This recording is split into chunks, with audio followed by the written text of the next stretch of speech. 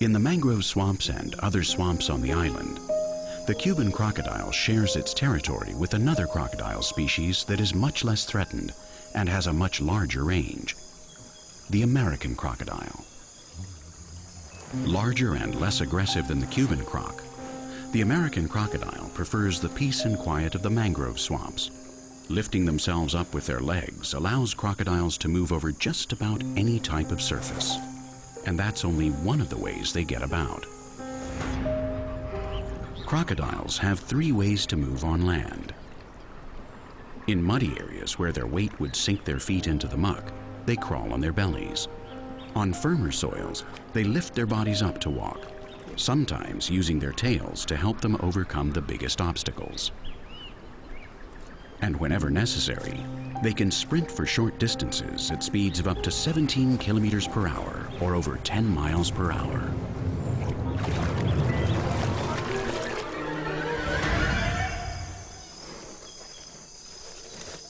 American crocodiles rarely share the waters with their cousins, the Cuban crocodiles. In general, they frequent the mangrove swamps along the coast and avoid the inland swamps.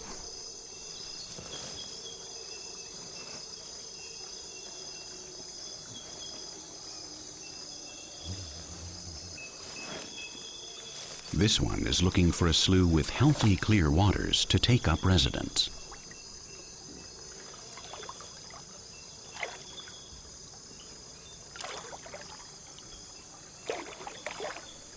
Although the mangrove swamps look forbidding, their waters are full of life. And that is precisely what this crocodile is looking for.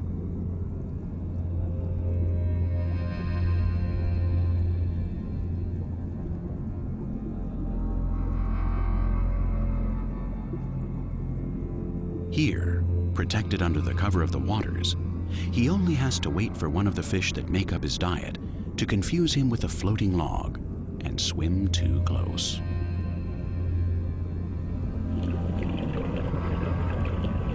It's only a matter of time, and crocodiles are very patient.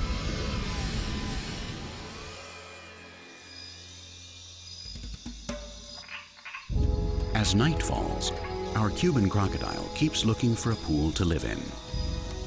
Long ago, ground sloths lived in Cuba, and the Cuban crocodiles specialized in hunting them. That's why they became the nimblest crocodiles on land. Their powerful rear legs, which are long and only slightly webbed, are vestiges of their past as predators on land. When the ground sloths disappeared, the Cuban crocodiles returned to the water, where they feed on fish and turtles today.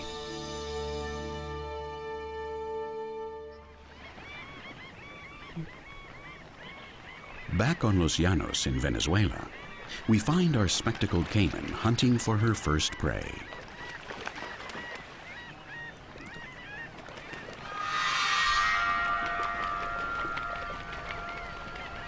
There are lots of birds near the swampy areas, but they are either too big or too hard to catch.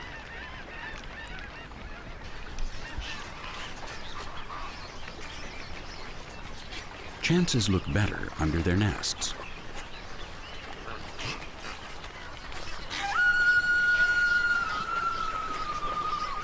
Every once in a while, one of the wood stork chicks decides to leave the nest and exercise its muscles. And it's not unusual for one of them to fall into the water.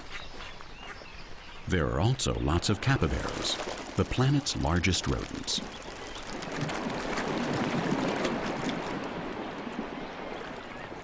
The capybaras not only approach the water, but often dive in to reach the tenderest water hyacinths.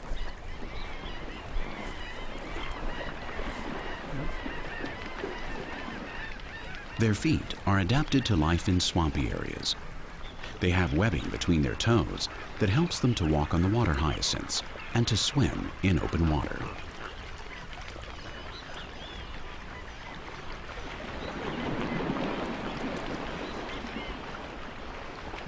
The problem for our protagonist is that the adult capybaras are too strong. Crocodiles don't kill their prey like most big predators. Their jaws are designed to grab and hold their prey, not to tear apart their flesh.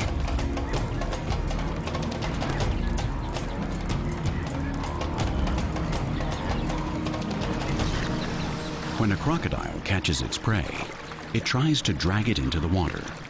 There, its heavy body plays in its favor.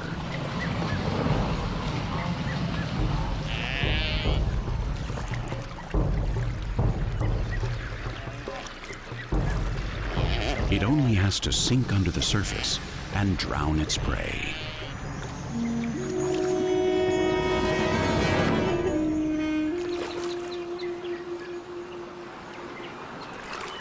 Once dead, if the prey is too big to swallow whole, the crocodile has to break it into pieces. But its jaws don't have molars to cut apart skin, muscles, and other flesh. A crocodile's teeth, which are replaced throughout the reptile's long life, are all alike. They're conical, made for holding, not cutting. So to break their prey into pieces, crocodiles adopted another method, the so-called death roll.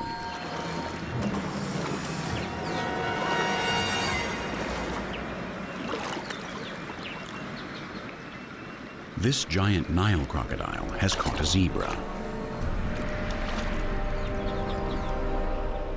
Other crocodiles want part of the booty, and so the giant lets them dismember it.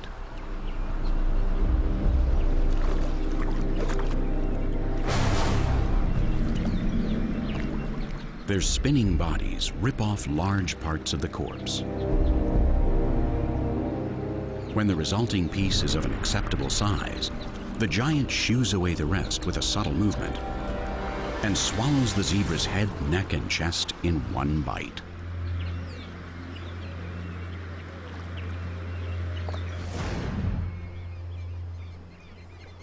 On Los Llanos in Venezuela, the spectacled caimans only try to catch the smallest capybaras, but their mothers, aware of the dangers, usually watch them carefully to make sure they don't make a fatal mistake.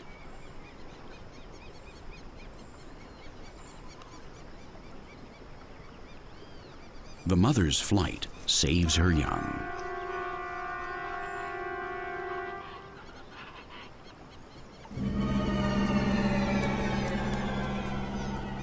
Meanwhile, our caiman keeps a close eye on the nests.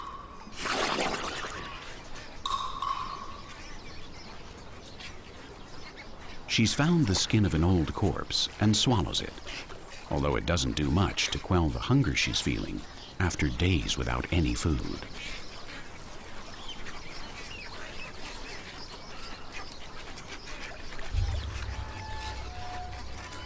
Near the birds' nests, she waits for her chance.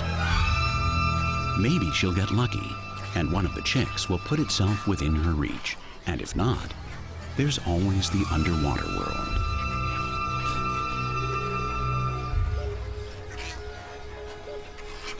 An infinite number of fish live under the floating tapestry of the water hyacinths. The largest of them are, like our caiman, fearsome hunters. Piranhas, the best organized hunters on Los Llanos.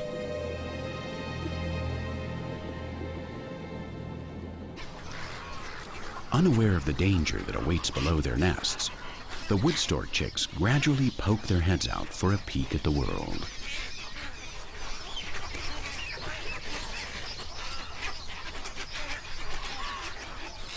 In a few days, they will have feathers. And in a few weeks, they'll be able to fly. But to be able to fly, they have to exercise their muscles. And that is precisely the moment the predators are waiting for. A chick falls in the water. In a matter of seconds, the piranhas devour it.